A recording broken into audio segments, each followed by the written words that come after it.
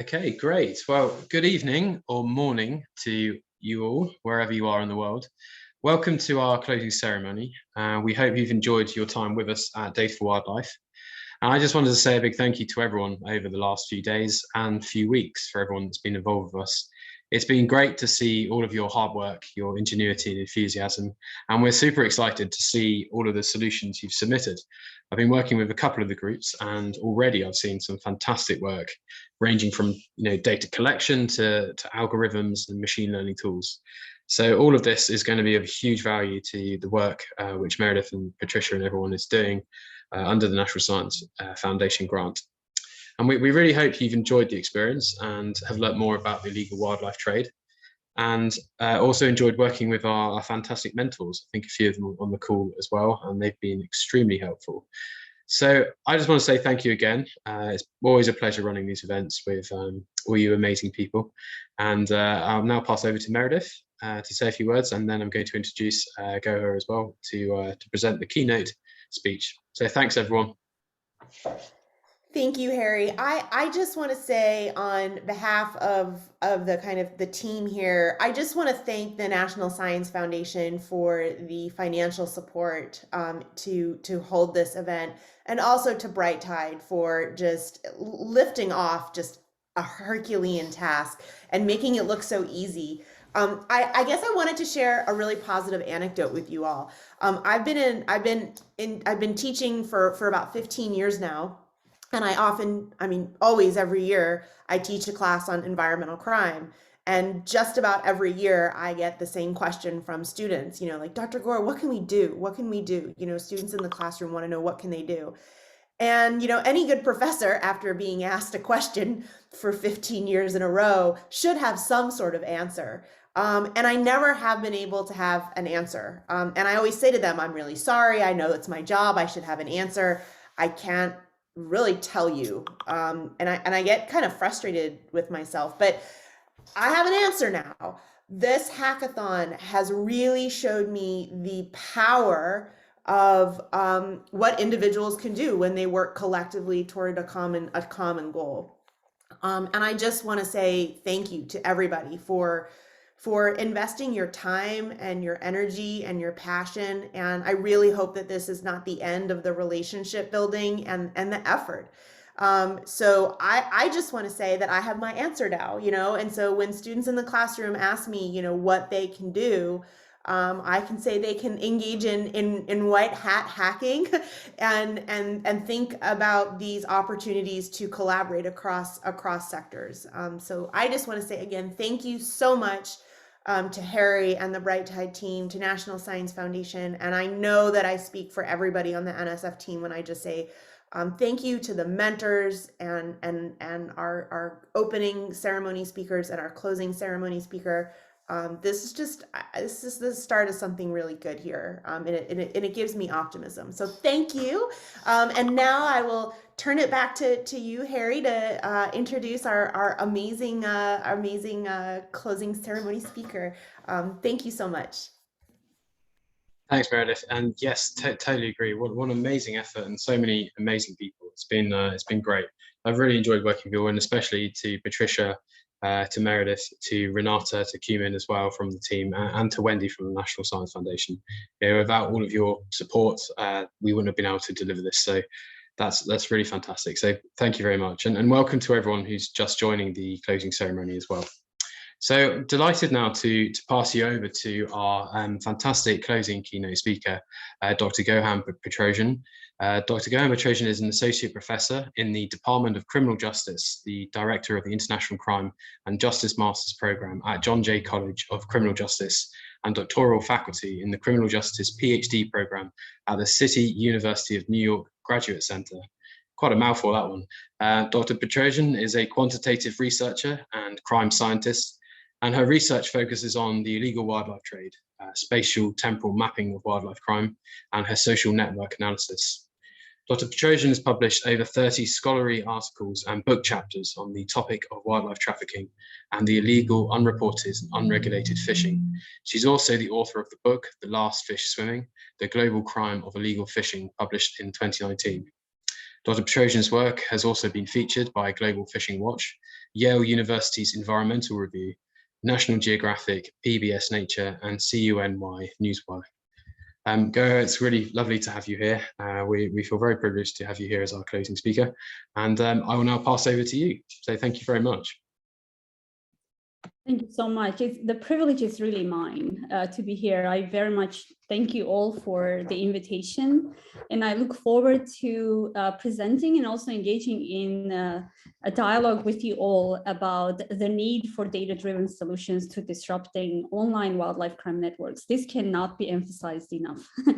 My work would not be really the work I do now if not for the availability of the data. So I'm just an analyst. I'm not the producer of data. So you may see how extremely desperate I am, and we are, many researchers like me, for actual robust data. So the internet has become the world's most accessible space. Advances in technology, the exponential growth of the internet platforms, ease of access, as well as connectivity across the world have all collectively provided the users the flexibility to access it at any time. As such, it is also one of the biggest marketplaces where users exchange goods and services. Traffickers are increasingly making use of various technologies to streamline their activities, and wildlife traffickers are actually no exception. For example, the Coalition to End Wildlife Trafficking Online, launched by WWF, IFA, and Traffic, and involving 34 major e-commerce, search, and social media companies across the world, reported that since the launch in 2018, since its launch, the coalition's launch in 2018 through 2020, a total of 3.3 million listings of endangered species for sale were removed or blocked from its partner online platforms. The traffickers' use of technology, however, this is the good news, right, leaves traces of their activities on the web. And this offers unique opportunities for researchers like me to understand online wildlife sales patterns and devise strategies to disrupt them. In fact, the striking feature of the illegal wildlife trade, unlike other illegal contraband trade on the internet, is believed to be carried out. Actually, research shows that it is carried out exclusively on the clear web, not the dark web. Monitoring the trade in wildlife via online platforms is a significant and important conservation research priority. I cannot emphasize this enough. The availability of scholarly literature has already improved our understanding of the general dynamics of the online trade. But these studies remain limited in explaining the global transnational nature of online wildlife trafficking. Literature on the wildlife crime networks on the internet is even more scarce, offering a unique opportunity for researchers to study this crime and devise policy relevant interventions. But before we can do it, it is crucial for us researchers to have reliable data that can be used to understand the dynamics of this trade on the internet, is broad enough to cover multiple species, regions, and platforms, and is robust enough to be used in quantitative modeling and analyses. So what does the scholarly literature in general in this field look like? What can we glean from it, and what remains to be done? So I will briefly mention some of the studies related to wildlife trafficking online, and I will divide them roughly into two groups. Those that attempted to understand the general trends and dynamics of the trade, species involved, and so forth, and those that examined the actual networks of actors involved in the trade. This second half is extremely limited. In other words, the studies that examine the networks of traffickers in the cyberspace. So let's begin with the first set of studies. A study conducted by Stoner in 2014 analyzed 25 e-commerce Chinese language sites to understand the illegal trade of tigers on the internet. During a one-year period analyzed, they identified a total of 438 advertisements that offered items purporting to contain tiger bone or other tiger body parts. So, and the top products also offered included jewelry, 46% of which were jewelry, tiger bones, 17%, traditional medicine, about 13%, and curios, about 12%.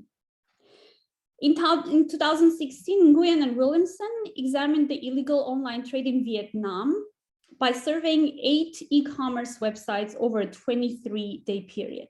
So this study was not very species specific, but they examined actually a set of species. The researchers found that in this 23-day period alone, right, there were 180 advertisements that offered 10 different types of wildlife commodities. About 75% of these advertisements involved live birds, likely traded as pets, followed by ivory, about 16% of those, rhino horn, elongated tortoise, and leopard cats. Martin and colleagues in 2018 looked at the trade in wild-sourced gray parrots between 2014 and 2017. The researchers identified a total of 259 posts during the study period. And the aim of this study was to examine the flow of the wildlife. And what they discovered was that the flow was from the DRC to a smaller extent from Cameroon, Guinea, and Ivory Coast. And the majority of the importers were actually in the Western and Southern Asia, specifically Turkey, Pakistan, Jordan, and Iraq. In a similar group of studies, Gomez and colleagues conducted an online survey between November 2018 and January 2019 in order to understand the patterns of some bear sales through Indonesian Facebook groups, of which 10 were closed groups, 3 were public groups, and 2 were secret groups. The researchers identified 158 posts listing the sale of either live bears or bear parts, such as claws and teeth. The online trade happened predominantly on the island of Java, where we know that the species is known to be extinct. Sue and colleagues in 2020 examined wildlife selling posts on Facebook in Chinese. The authors focused on elephants, rhinos, and hawksbill turtles. And during only the 45-day period of the study, so they examined only 45 days of data collected, they identified 639 posts from 268 unique users suspected of selling the targeted wildlife products. They also found that within these groups, the sales also included Tibetan antelopes, bear, whales, tigers, walruses, among others. And finally, Roberts and colleagues study examined the Saiga antelope horn trade patterns on actually Russian language websites. The researchers identified 89 different websites where a total of 419 advertisements were posted selling the horns, of which 52% were from Ukraine, 29% were from Russia, as well as Kazakhstan, Moldova, Uzbekistan, and Belarus. So all of these studies collectively provide important information to all of us about the general patterns of the sales on the internet, the species involved, the sites possibly used to conduct these trades. But nevertheless, like I mentioned earlier, those studies are in a way limited in understanding and actually disrupting those sales and the networks of the actors involved in them. So the very few studies that do examine to some extent the actual network structures of the actors involved in the online wildlife trade are among those that I'm going to discuss today. So in 2015, way back in 2015, Hassan Ferreira argued and advocated for in order to better understand the transnational nature of wildlife trafficking, it is really vital to create a law enforcement database, a federated law enforcement database. Importantly, they argued that if such databases are available, social network analyses can be used to best predict the behavior of the actors within it and subsequently disrupt it. So what they do is they provide a case study example on how exactly this disruption, identification and disruption can take place by looking at a 134-player rhino poaching network in Kruger National Park in South Africa, to specifically demonstrate the utility of social network analysis to understand and disrupt such networks. They showed, for example, that removing a key actor, which they call actor H100, which was the actor who had the highest eigenvector and betweenness centrality weight, in other words, the actor who was the most connected and most connected to those who were most connected themselves, would significantly and most effectively damage the network's leadership. Sanchez and Mercado and colleagues were one of the first to use social network analysis to critically examine the trade in wildlife, specifically the trade in songbirds from Venezuela. The researchers conducted interviews between November 2016 and September 2017, as well as collected data from Facebook and WhatsApp groups.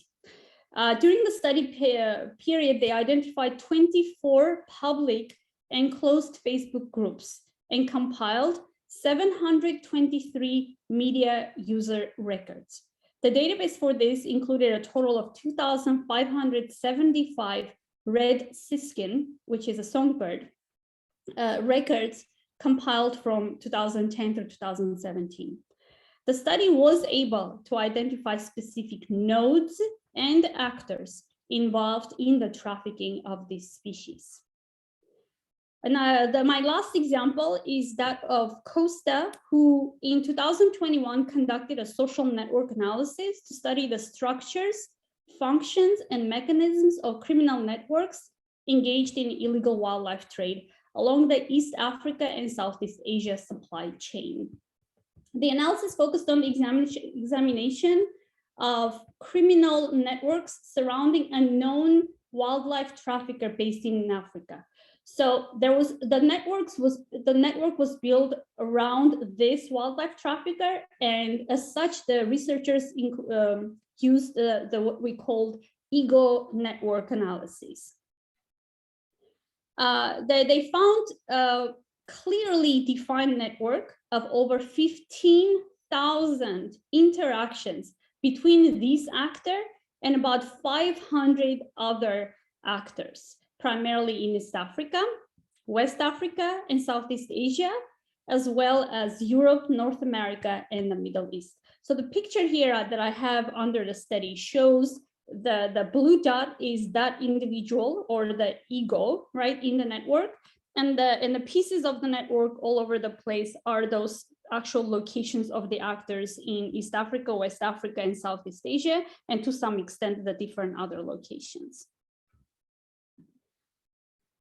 So, of course, as a crime scientist, I will have to talk about how can we, crime scientists, apply our training and skills to actually study wildlife crime prevention on the internet. So what is crime science? Just a few words about it. Crime science refers to the scientific study of crime and its prevention. Scientific study because we heavily rely on quantitative analysis to study data so that it can inform policy. Our goal is to understand the criminal event and the circumstances that surround that event. In other words, we are not interested in the dispositions or causes of individuals and why they're likely to engage in crime, but rather more interested in what is it about this location, this site, this criminal event that increases the likelihood of any motivated offender, which is a given, to engage in crime. We know that crime occurs in the presence of crime opportunities, and that criminals make rational decisions that aim to benefit themselves. We also know, and this is very important and very relevant to the social network analysis component of it, that crime occurs in the presence of the crime depends on the behavior of the individuals that interact with each other within a social system. And crime commission is enhanced through the opportunities provided to the motivated offender through their connections, associations to, and relationships with others. In other words, crime is influenced by social systems and the circumstances surrounding the individuals in the course of their interactions with others. So social network analysis is one of the most useful tools we use to study criminal networks, which of course is informed by this theoretical understanding of the relationships and connections of the individuals with others and the opportunities that those relationships provide to the individuals. The criminological literature is rich in the scope of understanding networks in general, of all criminal networks. And there is extensive literature in understanding all networks engaged, different types of networks engaged in different types of crimes. But in recent years, we have also seen growth in the criminological literature, which looks at the, to understand that networks in online settings. And examples of the research, which I'm just going to mention, I will not spend too much time discussing on, are those that study the sale and purchase of stolen credit cards numbers on the internet, drug trafficking networks that communicated in the cyberspace, terrorist communications, and online child exploitation networks, among others. Estimated to be between $9 and $20 billion annually, excluding the trade in fish and timber, the illegal trade in wildlife is one of the most serious crimes of our century, threatening millions of species, overwhelming the ecosystem, and affecting the natural balance of our planet.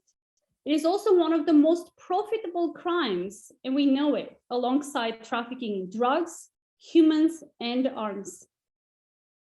Recent years in particular have seen unprecedented rates in the growth of internationally traded wildlife, which is considered by many to have escalated into a global crisis.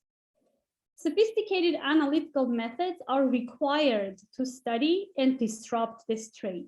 Among these is social network analysis, one of the methods that I mentioned earlier. While this technique has already been applied to study wildlife trafficking networks, such as in the examples provided earlier, this literature is significantly limited in number and large gaps remain.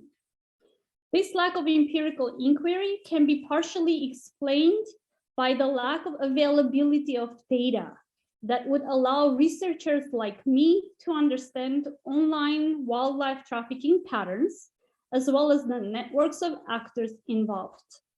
Equipped with data, we can ask, empirically test, and answer many questions related to the characteristics of these networks and propose most targeted and relevant network disruption mechanisms that can be implemented by law enforcement to dismantle these networks. Therefore, it is my hope that through concerted efforts such as Data for Wildlife, where we combine our technological, analytical, theoretical training and skills, we will be able to combat wildlife trafficking and de-escalate this global crisis. And that's the end of my presentation. Thank you so much. Amazing. Thank you so much, Gohar. That was brilliant. Some more great overview of all your incredible work. So I just want to open it up to see if we have any questions. I know everyone's been working and hacking away over the last 2 days, so there may not be any. But does anyone have any questions at all for Gohar? Go. I have a question, if that's okay.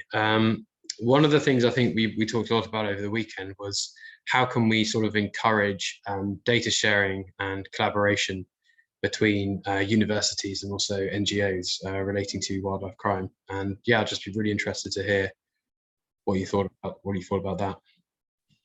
That's actually one of the biggest challenges I encounter as a researcher on a daily basis. There are not many organizations who collect data for their own purposes are willing to share that data with researchers. I don't know why there might be, I think, a certain level of distrust somehow, or maybe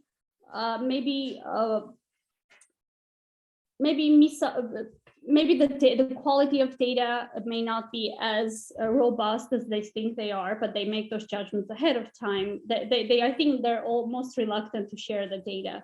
But with that said, there are some organizations, and such as, for example, Global Fishing Watch, which shares openly data on fishing vessel activities, transshipment activities. Such initiatives do exist, and they have made the study of, for example, IUU fishing possible by researchers like me.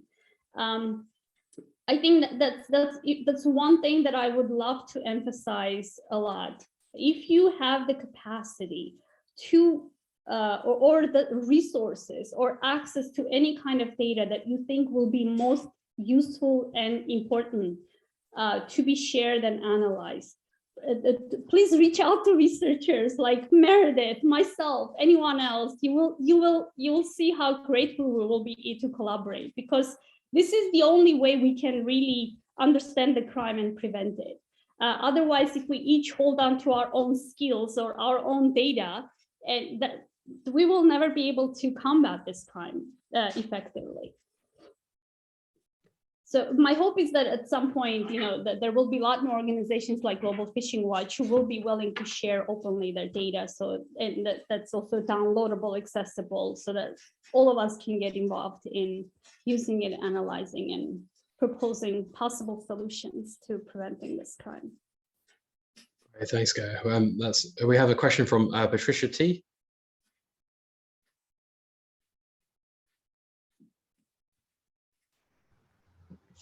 Do you want me to ask it? Yes, please. That would be great. Thank you. Yeah, I'm a researcher into illegal cheetah trade, and I was wondering, how can I, as a researcher, support enforcement, since there are so many barriers to be able to communicate with enforcement authorities? That's actually a very good question.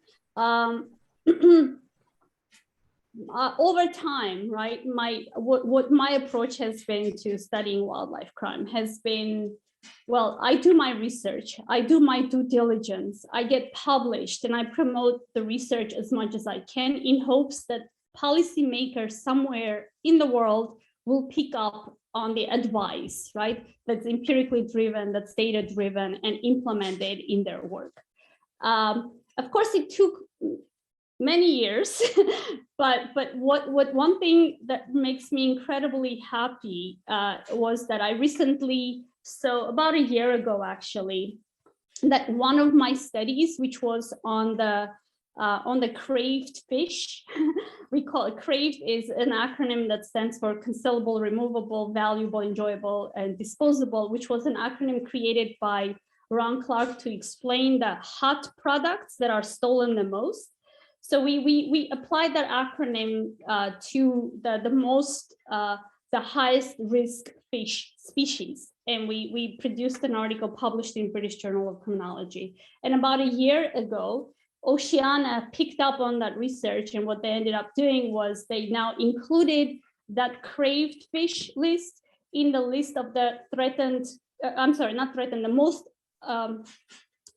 species in the highest risk of being caught illegally, as in one of their guides that they use for insurance companies. So that before they make decisions about which vessels to insure that will go into the oceans to catch fish, they must consult this guide.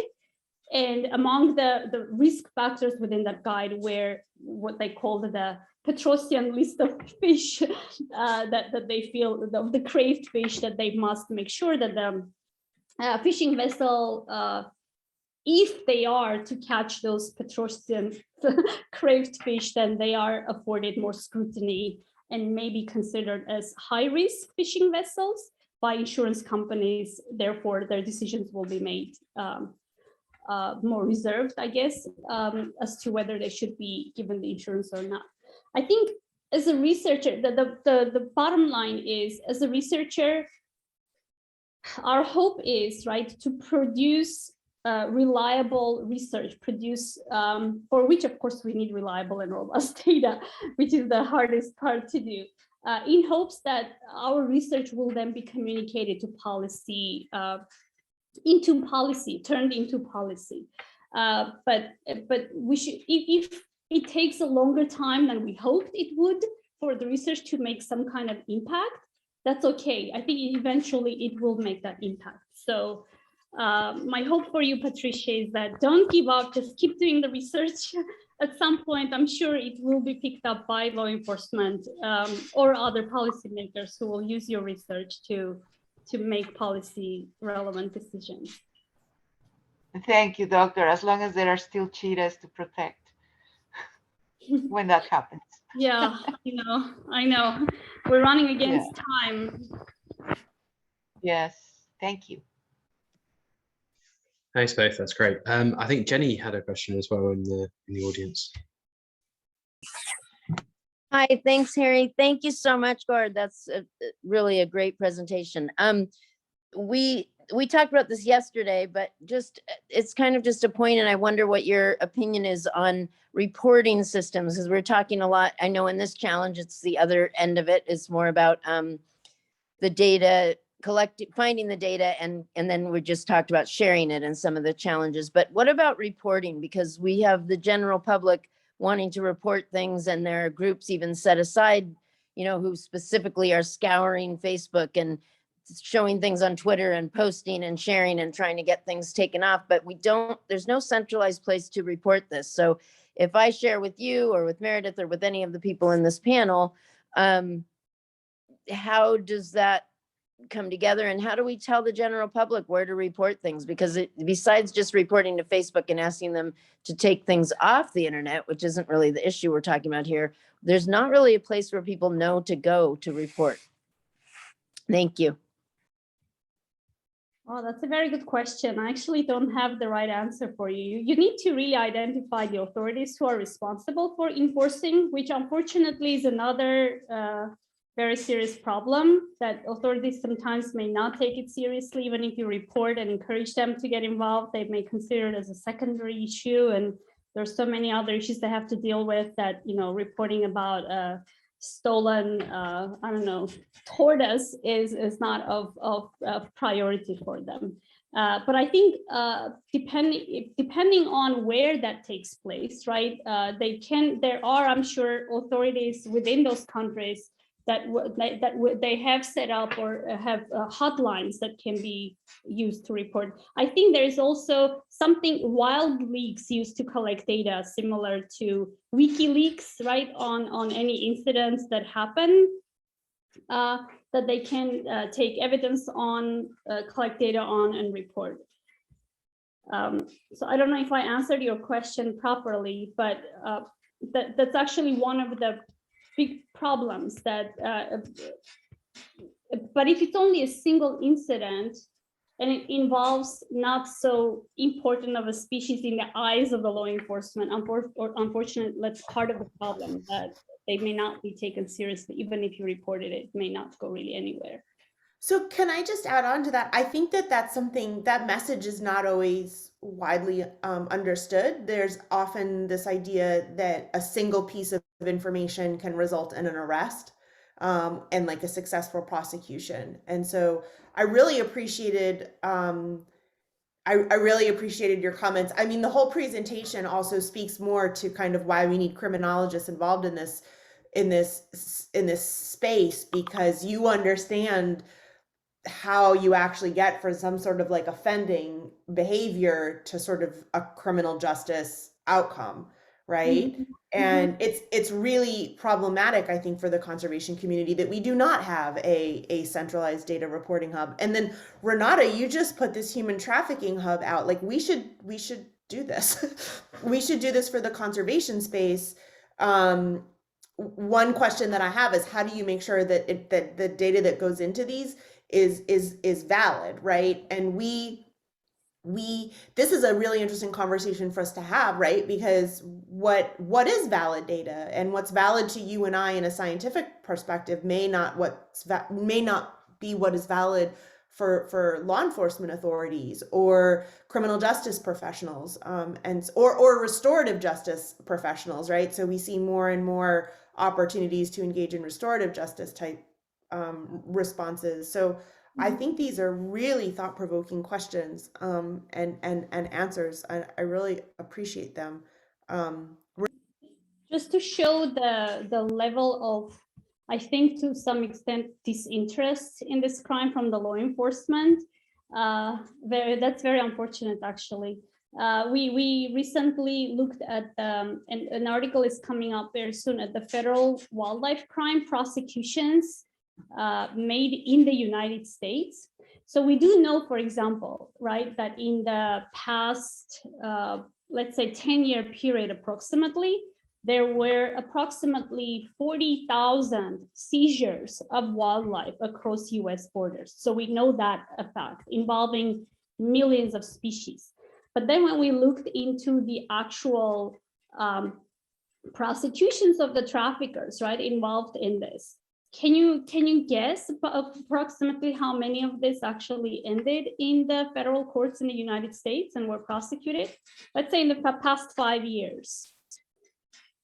Any idea? 4. 10%.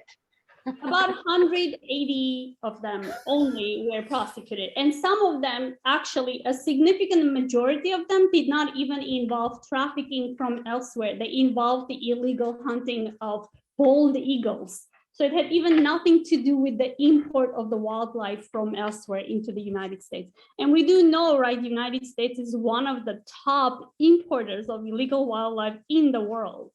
But if a country who is equipped so well, right, legally and with infrastructure wide and etc., to prosecute, right, cases, if they are not taking this crime seriously enough to actually do something with those seizures and prosecute the offenders involved, then what can we expect from other countries that have far less resources than we do in the United States? So that was an extremely eye-opening and very disappointing finding, actually, of that study.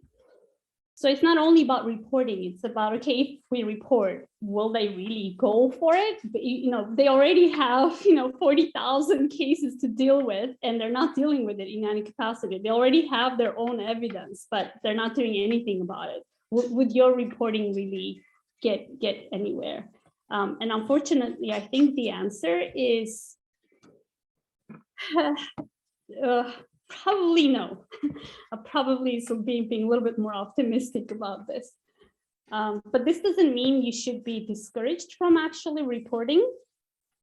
But because in the past several years, I think just by talking about wildlife crime, by raising awareness about wildlife crime, I think we're now being taken seriously, more seriously as and this crime is being taken a little bit more seriously by the courts. Hopefully the trend will increase over time as there become more pressures on the courts are made, and also the links between, right, the zoonotic diseases and wildlife trafficking and so forth become more pronounced, right?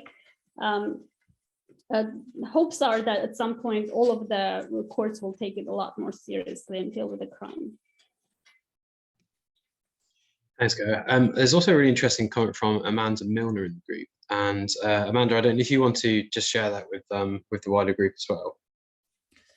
Yeah, I mean, most of my work most recently has been in the wash sector, but we have the same problem. And one of the things we find is that each NGO is reporting in the way that they need to report data to their funder, and that's their main focus. And so that data, while they pass it on to local governments, isn't useful as is, and the local governments don't have time to clean up that data. So we've been trying to work on a standard, and there is one. You know, you kind of have to whittle it down to what are the most important key things, which you probably you may know, you may not know, you might have to go through that process, but it's challenging. And the other thing is trying to approach the funders to tell them, to ask them to require other grantees to as part of their grant requirements to actually send that data in. That's a challenge because the funders don't want to be kind of held to that, but if they're the ones funding it, there's potentially more opportunity to ask them to require it of a system if you set one up. So I just wanted to throw that out there because it's not just in this sector, it's everywhere. Data, there's so much data, and people don't plan like the end use of it or the potential end use of it for multiple users. Mm-hmm. So. Yeah, it has been my experience actually in finding the right data, having organizations who are willing to share the data with me so I can study it, analyze it, understand it, and hopefully propose policy recommendations that can be useful in dealing with it. It has been quite a challenge for me as a researcher in past several years, but I think my hope is that there will be more efforts, and this is one of the things that I was incredibly excited about, the data for wildlife. This is incredible, and I'm hopeful this will not be another data source that will be blocked, right, for researchers. It will be an open source data, robust, collected, so that and available for everyone who really wants to do something about wildlife crime prevention, to actually use the data, collect intelligence, understand and analyze, and eventually propose recommendations that will be taken seriously. So that's the plan, right? We want to try to lead by example. And I think that everybody that's engaged at all parts of this hackathon, like throughout the entire life cycle of the event, have really embraced this kind of mission statement. And I think that I think that there are very real world challenges, like Amanda mentioned, and this is something that I've been working on for a while, but other sectors do it, right? So I truly believe that that wildlife is not that unique.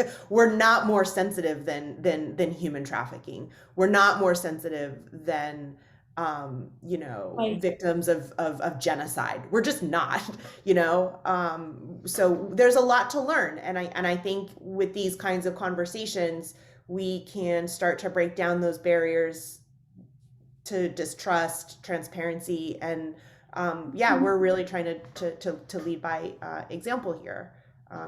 So I think your comments are very motivating.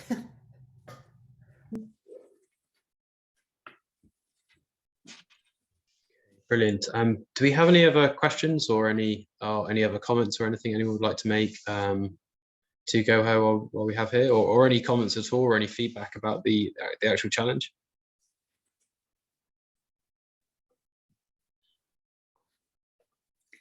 I really enjoyed the challenge. Thank you very much. I just wondered what our next steps were as like participants coming up in the next week.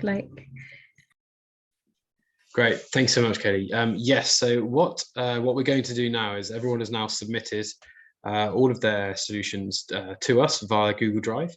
So Meredith, Renata, Cumin, and I, and Patricia will take those away, and we will actually judge the innovations that you've sent through over the next 2 weeks, and then we will be announcing the winners, I think, a week on Friday. And from there, we'll be in touch with the individual people from each of the different groups.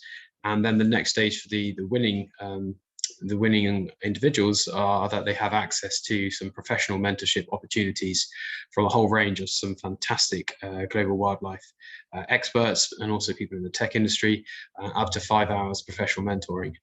But also, I think, Meredith, maybe you can touch on this as well, is that I think all of the work and all of the data which all of you have put forward is going to be of enormous value. And we've already been talking to some GIS experts and people like that, and how we can better display the data that you've put together. And I think all of the work you've done has been extraordinary in such a small amount of time. So all of it is going to go to use, and just want to thank you again for that. Yes, you are absolutely correct. We are going to make sure that this data is transparent and accessible. And also there are a number of efforts out there on kind of ethical use of data. And so there's definitely a right way to do this. And we will be doing that. Well, I'm looking forward to being one of the users of the data at some point. Absolutely, you can be our test run. Yes. But that I think is the scientific contribution that we can make here, right? So imagine all the like questions that you can start trying to answer, right? And we have all these amazing, motivated people involved in this community who want to lend their skills. And imagine what we could do if Cumin had enough data to run his models. So like, you just imagine, right? Or like what you could do, Gohar, if you were, imagine how you could advance the solution space and this idea of data-driven decision making. So I know I'm sounding like a little bit romantic right now, but other sectors do it. So that's why I feel like I'm not delusional Also, in this space. If we have data, right, if we make policy recommendations informed by data, that will also help law enforcement to focus their very limited resources, right? So we know, right, they don't have enough resources to invest in wildlife crime prevention. But we also know as criminologists, right, that we know, and it is proven by over 50 years of research, right, in our field, that crime luckily is not dispersed over time, over offenders, over victims, over locations, etc. Crime is highly concentrated, and it's highly concentrated in places where the opportunities are the highest, etc., etc. So over time, we have shown that if we have the data, we can analyze it, and we will say exactly where law enforcement efforts should be targeted at, and what would be the best way to disrupt, right, the operations of criminals by very simple, resources that are less required, less limited resources, right? Not the whole. So in any case, you don't need too many resources to engage in the disruption or studying wildlife, in the responding to wildlife crimes. All you need is robust data, analysis of that data, so that you can understand where crime is concentrated, and then immediately address the crime in that place, time, involving those offenders, and so forth. And this is informed by theory in criminological literature. We know it's true, and in the past decade or so, when criminologists got involved in the study of wildlife crimes, the patterns for wildlife crime are luckily the same as the patterns for any conventional crime we talk about. So that means that our theories also work for wildlife crime prevention, and therefore, again, emphasizing, give us the data, we analyze, and we'll tell you exactly where to go to tackle the crime. So it is your job to hopefully produce that robust data, and it is my job and Meredith's job to study and analyze that data, and then it's law enforcement job to listen to us and actually implement the recommendations that derive from those, empirical findings. Can I just ask, how with other sort of science projects, you have citizen science tools, and like interfaces. I was wondering if there's a way that we could sort of continue this work on past the hackathon. So if members of the public wanted to get involved in searching for this information and uploading it, if you know what I mean, like how you'd go out on the beaches and you do like little surveys like that with your family, and then you'd upload the information. I wonder if is there a way in getting members of the public involved in that way, or does that make sense? I say yes. I think there are some details, but I think what we're going to try to do is think about, the connectivity. It's not just the scientists, but it's the science, but it's the scientists, right? And so Trisha Raxter has been, she just posted an amazing comment. I'll just read it for her. But this idea is like connectivity that's being developed through this exercise.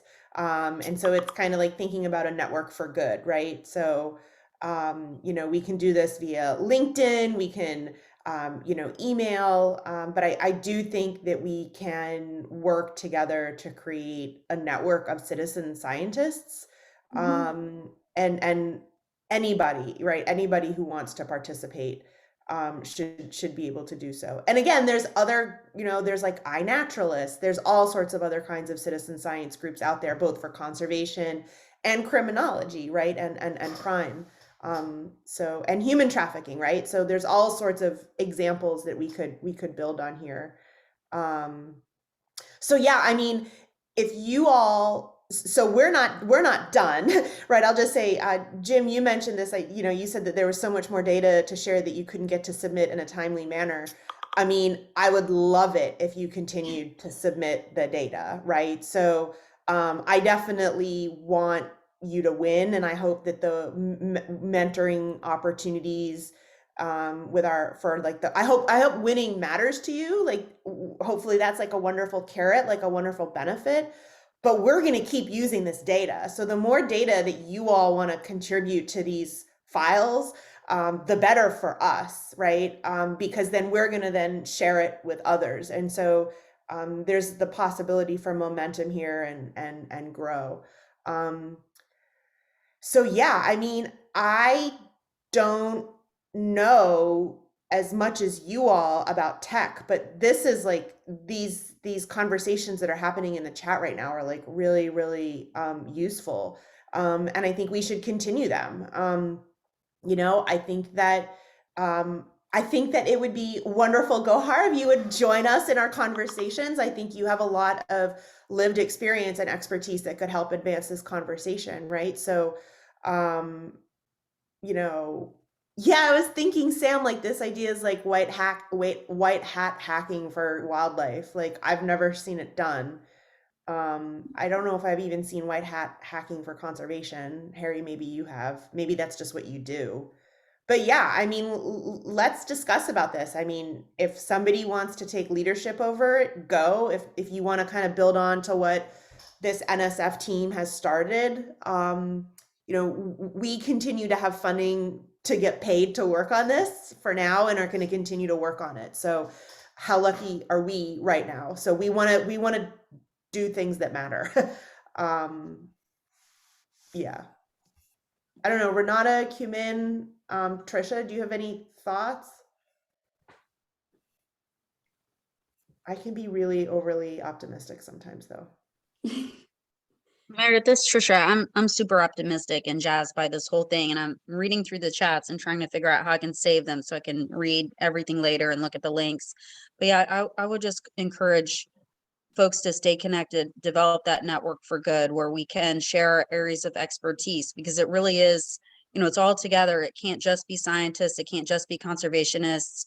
It can't just be the experts. Like, we need to all work together and find solutions. And it's that connectivity that's going to make the difference, like getting the information and the expertise to the people who can do something about it, whether it's law enforcement, whether it's an NGO on the ground who can help change community perceptions of wildlife or whatever. But the problem is often that the people who can do something about it aren't, all the information is not availed to them, and it's just too much. Again, it's only going to be together. So I'm just super excited, and it's just amazing what this weekend has accomplished and what we've already seen. So I'm excited. Thank you.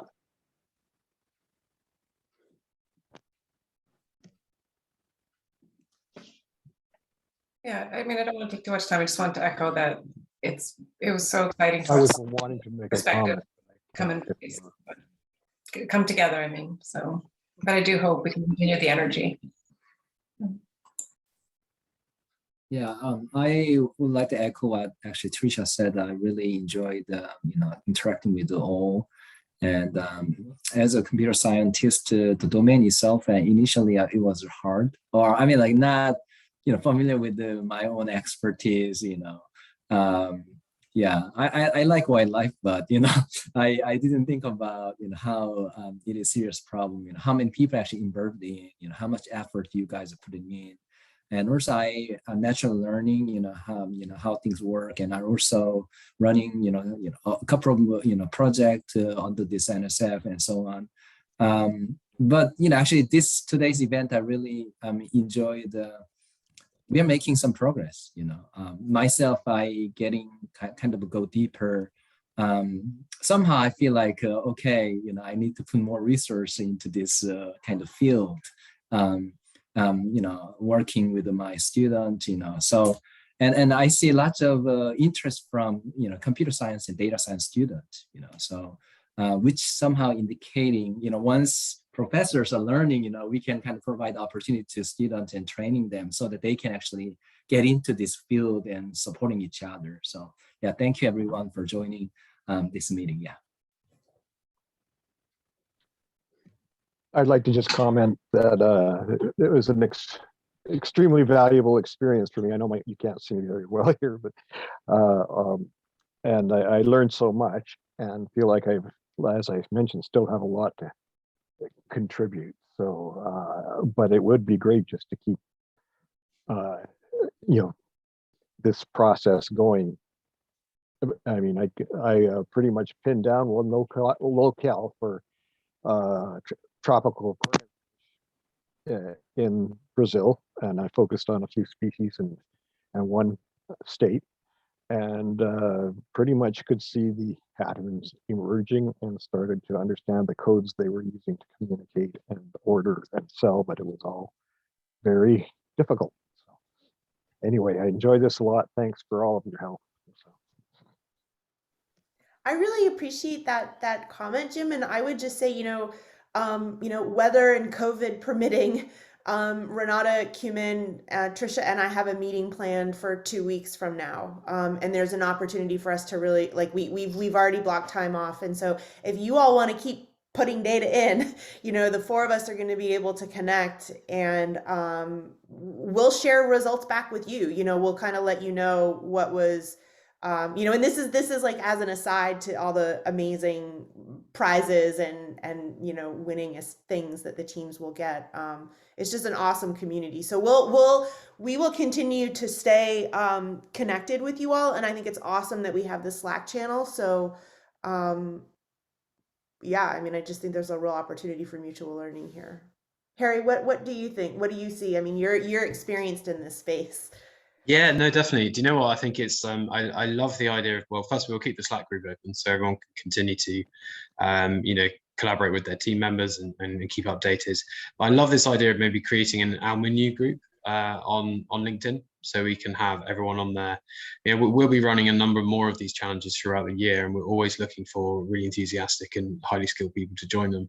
So there'll be lots of opportunities to get involved and to continue the work we've done here today. So let's keep the Slack group open. Let's set up a LinkedIn group. I could do that next week. And yeah, let's keep at it. We only had one weekend, and there's not a lot of time, and we've already achieved a huge amount. So yeah, I feel very motivated and excited about continuing working with everyone.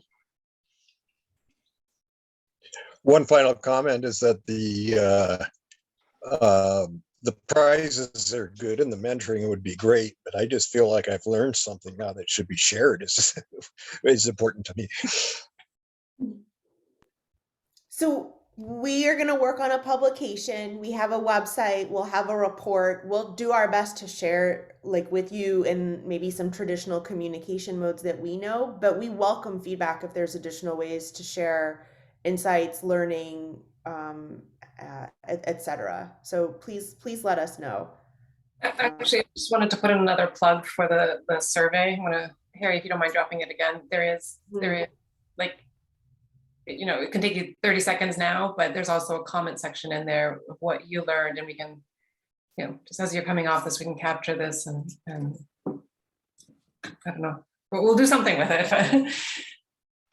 Yeah, please. I've just dropped the survey link into the chat. It takes less than 2 minutes to fill in. It'd be great if you fill it out. I also want to say congratulations to Amani, and I realized that he's recently become a father, and so that's fantastic. I don't know, Amani, if you want to if you want to say a few words. Yeah, thank you so much. Thank you so much. I thank the organizers and you mentors. It was great to have fun with you. I really love this experience. You know, it is of good value for conservation. I really love this. Yeah, I thank you so much. I'm just amazed of what is happening and of this good community, this great group, this great connection that we are having to think about solutions for conservation and for the challenges that we are facing nowadays. Thank you so much. This is all. It's too late here. It's like 10 p.m. now. And yeah, I really thank you. Thank you so much for everything. It's a pleasure. Thank you for all your hard work. And Sam as well. I don't know, you said some really great comments. I don't know, from a tech angle, you know, working at Rendered AI, if you wanted to also tell us how your experience was. Yeah, so we had a great experience with this challenge.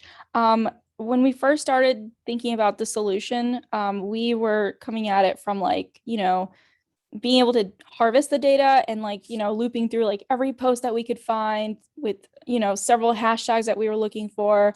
And we were getting blocked almost after 6 or 7 tries of even just testing out some of our solutions. They started to detect us as bots because we did create test accounts for this, but even then they found us as bots, and they would slow down the loading, or they would just kick us out and not let us log in. So it was a little challenging in that sense, but I saw someone posted about data for good, so maybe connecting with data for good is a better way to go about collecting the data that, you know, would be helpful. And we were looking at gray parrots because there was someone on the team, I think Chris, he pointed out that with cheetahs, there's also cheetah print like as clothing. So we wanted to do something that was just very obvious as gray parrots. So yeah, in the end, it was kind of hard to collect data because, again, it was hard to tell who was just having them as pets versus who was you know, a trafficker. So we did the best that we could, but that was kind of our experience. Yeah, I wish the API was easier to work with, but we realized that I'm sure there's other people who are doing this for the worse, and collecting data for bad things to train their AI on. So we get why they've set up these preventions. Yeah, that's my experience with this so far. It was a great experience to learn this. Thanks, Sam. That was super interesting feedback. And yes, and I was aware, Chris let me know about the blocking issues, which is super interesting. Thank you for that. We also, I was Patricia's team. I think it was Mona and Stein did some amazing work on Challenge 3. Mona, I don't know if you wanted to just quickly update everyone on the fantastic AI tool that you kind of put together.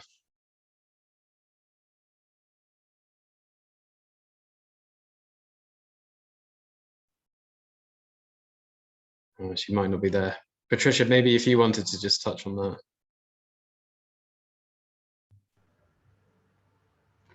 that. Okay, I'll try to explain. We were just 2 people in our team. I have a wealth of data on cheetah trafficking, cheetah trade, but it wasn't enough for the kind of challenge that we had. Our challenge was number 3, which involved basically collecting information from media and any open sources that could eventually lead to finding out routes or perpetrators, etc. So we decided we were not going to be able to collect enough data to teach the machine that's learning. We couldn't use my data because it was not enough. And we also decided, I just put a note there, I also have to deal with the cheetah girls. So the searches on the internet for cheetah are just mind blowing. You have to basically do a lot of manual things. So what we did, instead of creating this data set, was to look at ways in which researchers like me can more easily extract information that is useful for then creating a data set that can be used. So that's basically what we did. And we had Mona from WPI, and then we had Steen, who is a biologist, I believe. I don't know if Steen is here. And we just came up with solutions that will help gather the right data before we get into putting it in a database. So that's basically what we did. And we also suggesting sharing. We are big believers in sharing. I published 10 years of data on cheetah trade. I don't mind sharing data. I think there should be more sharing, especially because there's so much convergence, especially interspecies, that these people are dealing with. So we want to share. We also want to suggest an app that can take information from sort of like a citizen's scientist, that they can contribute with, if they read an article or if they see an ad or whatever, to put it into this app. So basically that's what we came up with, making it easier for researchers to get the data.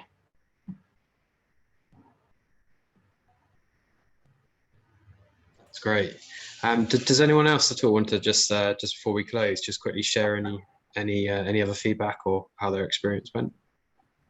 Yeah, maybe if I can say something about my team, Harry, if that's all right. Of course, Julian. Yes. Yeah, so it was really cool with my team. I mean, we were with the three of us, 3 persons from the United States. I was based in Amsterdam.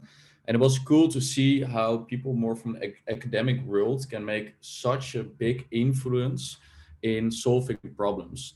I'm more from business side. I founded several startups and sold several of them. So I'm quite new to wildlife conservation and GIS as well.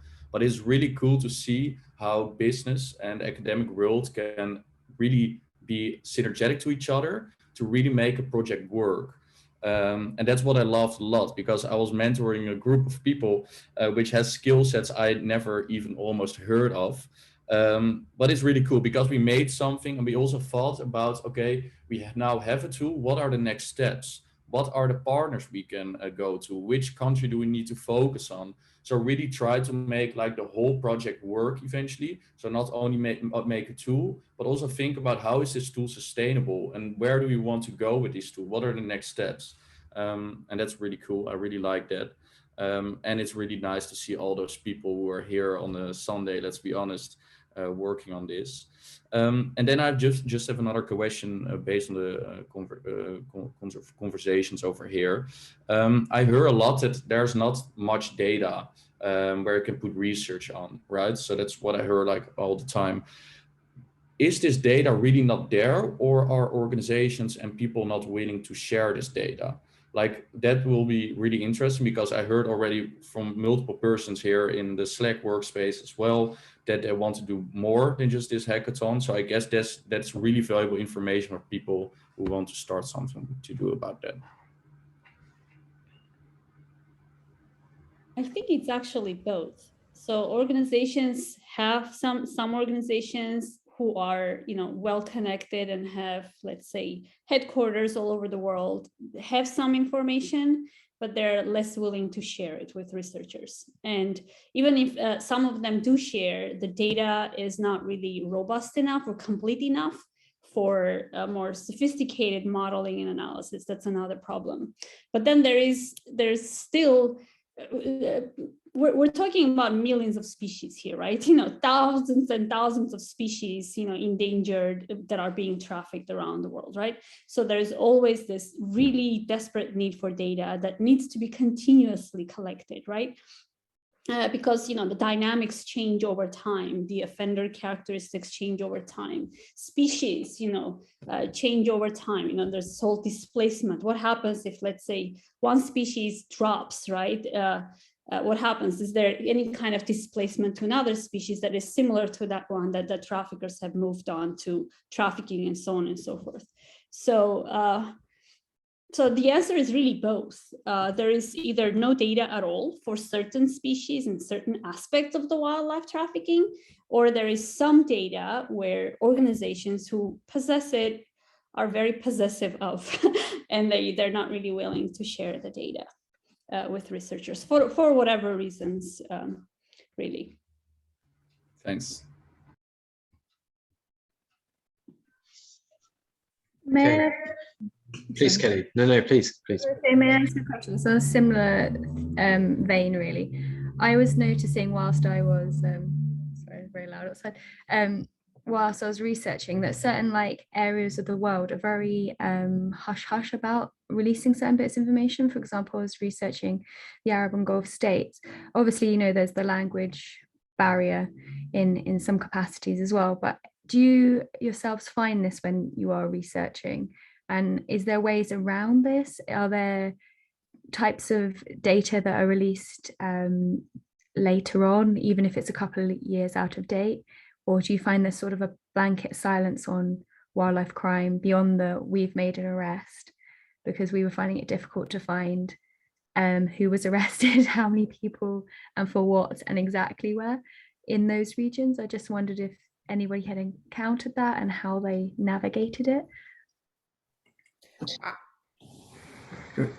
I think that's a really interesting question, and I'll just say that this wildlife trade, legal trade has been going on for a really long time. This illegal dimension is booming, and the landscape is changing really fast. And so the burden on law enforcement authorities and the individuals who have been traditionally tasked with dealing with this, it's just like a very rapidly changing landscape. And the laws have just the laws didn't even exist sometimes to fully prosecute these people. So now there's a lot of laws that are changing, like 2017, 2018, 2019. And so in some ways it takes a while to get some of this data. I think sometimes it's released, but then also there's a disincentive to release data when a country at a country level, if you're going to get ridiculed for it. The way that the challenge of wildlife trafficking is often framed is that this is a problem of certain countries, and there's a lot of stereotyping and I think xenophobia that's attached to it. And so we tend to have data sets from certain areas of the world, and there's why should they release data about if it's going to make them look bad, right? If it looks like they have a lot of wildlife crime in that space, or wildlife crime happens in a broader geopolitical context. Again, I will say, where I first met Renata when we were in Peru, remember? And there was a whole conference on statistics. And so again, there are other sectors in crime that do an amazing job collecting data in a rigorous way and sharing it so that you can identify trends, direct policies, support law enforcement authorities, support victims, engage in just responses for defenders. So I don't, it's a rapidly moving space, Kaylee. And also this is a job for more than just the conservation community, right? Which is where this has been regulated, I can't remember the word, but that's where it's been kind of pushed off to the side. This is an issue for more than just the conservation community. Those are just some thoughts. Harry, I'll let you moderate because I think I just provoked some thinking. No, Meredith, that was great. I totally agree with you. And I think one of the interesting elements around wildlife crime and the way which regulation is going in the private sector around ESG disclosure, biodiversity disclosure, is also around the changing legislation around having to disclose whether your supply chain or your value chain is impacting on biodiversity. So I think IWT and the work we're doing here also does have a place to fit in with private sector as well. So I think some really, really good thoughts there. I do see. I think John has his hand up. John Hermanson, if you wanted to say something. Yeah, can you hear me? Okay. We can. Thank you, John. Okay. I just want to on the data thing. The data is out there. It's very disparate, but this makes the job as my job as I'm a pseudo data scientist, but it is pulling this all together and making sense of it. That's the challenge. That's the fun in this adventure. So it's not as it was we'd like it, but it's real world stuff. So, and this is where separates what we're doing from the theoretical data science. And we need to adapt and think about the problem around our constraints, not about the ideal constraints. So reach out with the data you can, find where you can find it. And it's a new way to test new algorithms. It's a new way to make use of other maybe interconnected data that doesn't exactly what you want, but you can build upon that. And then reach out to a colleague if you need it. Amazing. Thank you so much, Sean. I think we are now just at time, unfortunately, everyone, where we have to wind things down. But this has been an incredibly interesting and very diverse conversation. And as Meredith mentioned earlier, we're super engaged to keep talking. And if you really want to keep involved, we're happy to do that. So we'll keep the Slack group open. I will see if we can set up a LinkedIn group as well, so we can all join that as a kind of like a Data for Wildlife group. And yeah, I just want to say thank you very much to all of you again for all of your incredible work. Thank you so much for Gohar for that wonderful presentation. Really pleased with all your amazing feedback. So Meredith, I don't know if you just wanted to say any further closing things before we close off. And sorry, go. I was just to say before we go, we'll take a quick screenshot snap of everyone as well. But Meredith, please. No, I mean, that's good. I was just going to say thank you again to everybody. And I just really hope this isn't the end of these conversations. So I'm looking forward to electronically connecting with you all, opportunities to collaborate, etc. So you haven't unfortunately heard the end of us. So thank you, Harry. Thank you to Bright Tide. You guys are amazing the way you pull people together. Oh, that's thanks. Awesome. Okay, right. Before we go, should we take a quick screenshot so everyone wants to turn their cameras on if they want to? Oh God, I look terrible. Oh, I'm sure you don't. Pets and significants are welcome. Okay, so after 3, if we do a wave, or I don't know, some kind of Elliot, I see you got the Arsenal shirt on. You can take that off if you want. I don't think anyway, anyone wants to see that. So after 3, are we ready? I can see Jenny as well. Okay, 1, 2, 3. Awesome. Okay. Oh, Megan, you've got your cat. That's lovely. Brilliant. All right. Well, everyone, I just want to say thank you so much. It's been an absolute pleasure, and really looking forward to keeping the conversation going. Thank you all again for all your time, and I'll be in touch this early next week with your completion certificates, and see if we can set up a LinkedIn group as well. But congratulations everyone for completing Data for Wildlife, and let's stay in touch. Thank you, Harry. Thank you. Bye, everybody. Thank you, everyone. Hope to Thanks, see you guys. around. Bye-bye. Bye. And